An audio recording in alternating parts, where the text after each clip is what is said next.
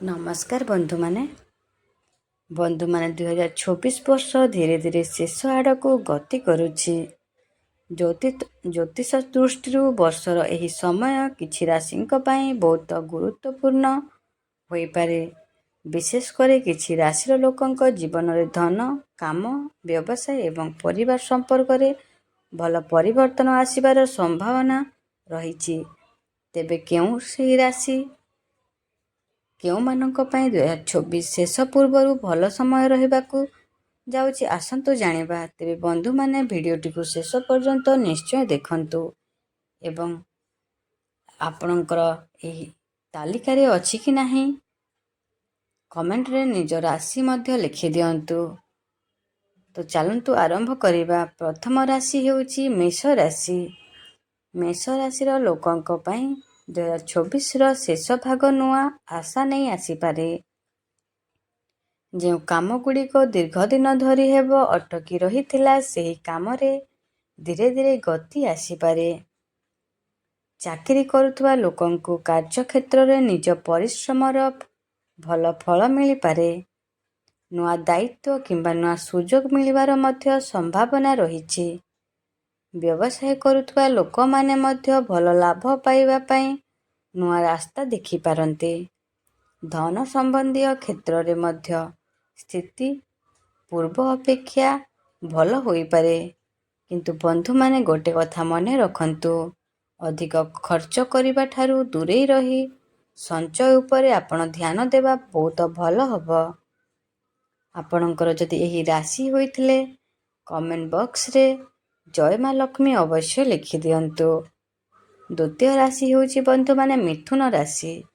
ମିଥୁନ ରାଶି ପାଇଁ ମଧ୍ୟ ବର୍ଷର ଶେଷ ଭାଗ ଅନେକ ଦିଗରୁ ଭଲ ରହିପାରେ। ଯେଉଁମାନେ ଚାକିରି ଖୋଜୁଛନ୍ତି ସେମାନେ ଭଲ ସୁଯୋଗ ମଧ୍ୟ ପାଇପାରନ୍ତି।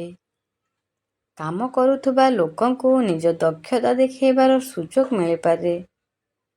ବ୍ୟବସାୟରେ ନୂଆ ଲୋକଙ୍କ ସହିତ ସମ୍ପର୍କ ହେବ ଏବଂ ନୂଆ କାମ ଆରମ୍ଭ କରିବାର ସୁଯୋଗ ମଧ୍ୟ ମିଳିବ। ଆର୍ଥିକ ସ୍ଥିତିରେ ଧୀରେ ଧୀରେ ସୁଧାର ଆସିବାର ସମ୍ଭାବନା ରହିଛି।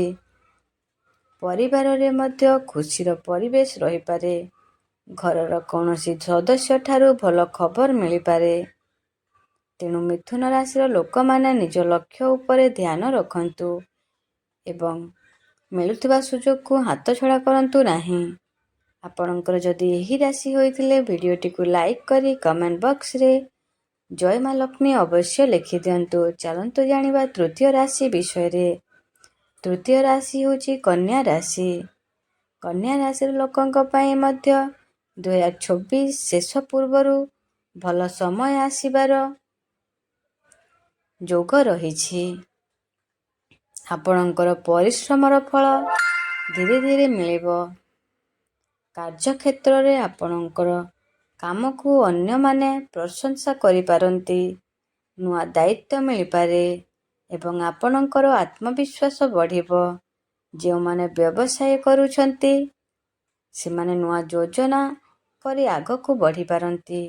ଧନ ଆସିବା ସହିତ ଖର୍ଚ୍ଚ ମଧ୍ୟ ବଢ଼ିପାରେ।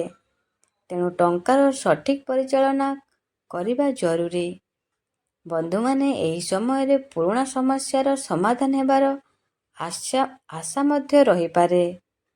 ତ ଆପଣଙ୍କର ଯଦି ଏହି ରାଶି ହୋଇଥିଲେ ଭିଡ଼ିଓଟିକୁ ଲାଇକ୍ କରି କମେଣ୍ଟ ବକ୍ସରେ ଜୟ ମା ଲକ୍ଷ୍ମୀ ଅବଶ୍ୟ ଲେଖିଦିଅନ୍ତୁ।